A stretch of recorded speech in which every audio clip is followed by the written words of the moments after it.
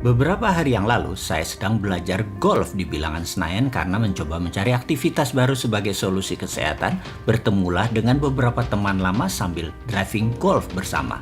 5 orang di antara mereka adalah orang yang usianya di atas 60-an, mantan pegawai tinggi negeri, juga profesional swasta yang telah pensiun, dan satu mantan jenderal polisi berpangkat bintang 3 yang juga sudah pensiun. Satu orang juga usianya 60-an, pengusaha swasta, yang saya dan 3 orang lainnya seumuran dengan saya, pertengahan 50 tahunan, juga profesional swasta yang menjabat cukup tinggi di perusahaan, yaitu bank dan perusahaan oil and gas.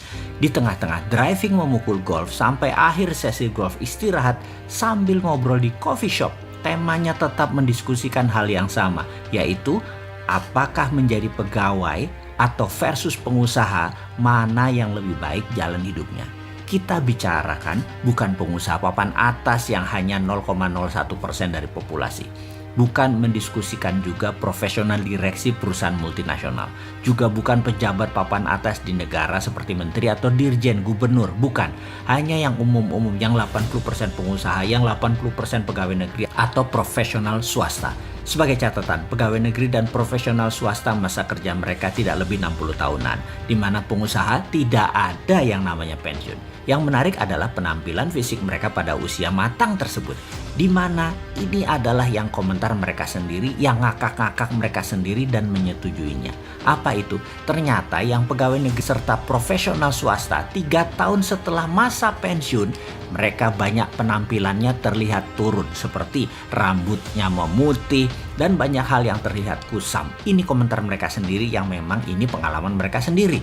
Yang pengusaha usianya sama namun belum pensiun, tetap segar, necis, bersemangat, auranya masih kinclong.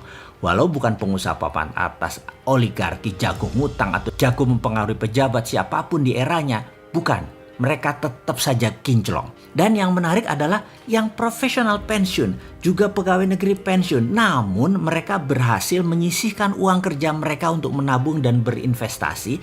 Ini sama dengan pengusaha yang belum pensiun. Mereka kinclong, mereka keren, mereka ganteng, mereka gagah. Mengapa saya katakan menarik? Sungguh, saya sebagai pengusaha sesungguhnya sangat iri dengan para profesional ini. Karena mereka hari kerja weekday sangat sibuk, namun weekend bisa bersantai dengan keluarga. Bisa merencanakan liburan dengan baik. Bisa rutin olahraga, bisa liburan ke luar negeri. Apapun itu karena semuanya bisa mereka rencanakan.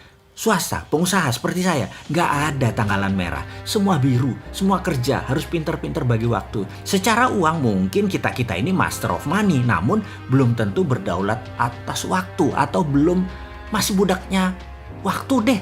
Kita nggak bisa punya waktu. Itulah kenapa saya iri dengan profesional atau pejabat tinggi negeri. Apalagi mereka tahu tempat berinvestasi, tahu tempat menabung dan berani ambil resiko. Terang aja kinclong hidup mereka di masa usia berapapun. Ini bahkan membuat mereka lebih stabil, lebih besar pendapatannya dari para pengusaha atau para pewirausaha. Jadi saya simpulkan hasil pembicaraan tersebut. Menabung adalah kebiasaan yang dibangun sejak lama, rajin dan disiplin. Seperti beli tanah, deposito, simpan emas adalah yang terbaik. Lalu memilih tempat investasi yang menguntungkan harus sabar, meneliti sendiri, kenali pemiliknya, kenali bidangnya, dan sabar menunggu momen masuk serta keluar.